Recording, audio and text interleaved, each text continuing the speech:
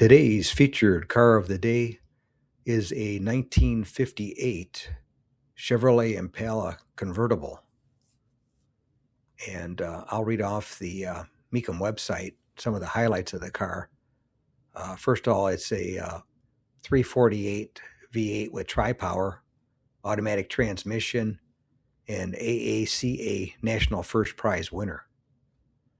And some of the other highlights were it had the red, black, and silver tri-tone interior,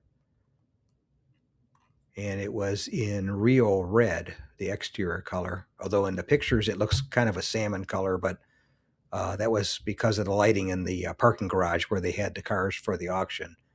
So it was the lighting wasn't the greatest, shall we say. So unfortunately, that's the way it came out. But the pictures show it a little closer to the actual color. But the highlights show AACA National First Prize winner in 2011, 348 cubic inch V8 engine with tri-power, automatic transmission, positive traction rear end, power steering, power brakes, power windows, Continental kit, the important tissue dispenser, and 1958 was the first year for the Chevrolet Impala.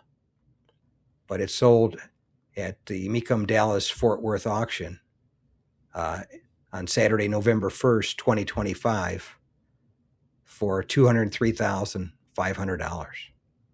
And I'm not sure if that's a world record, but if it isn't, it's probably close to it.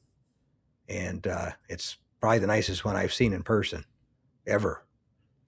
And I guess if it had the won the prize, National First Prize in 2011, that means it was restored before that. So to be this nice 14 years later shows you how well the car was taken care of. And that's why it deserved a big price, and it got it. Thanks again for watching. I appreciate it. And by the way, here's a couple of videos.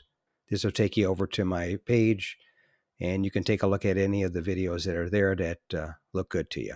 But thanks again for watching, and we'll see you on the next one.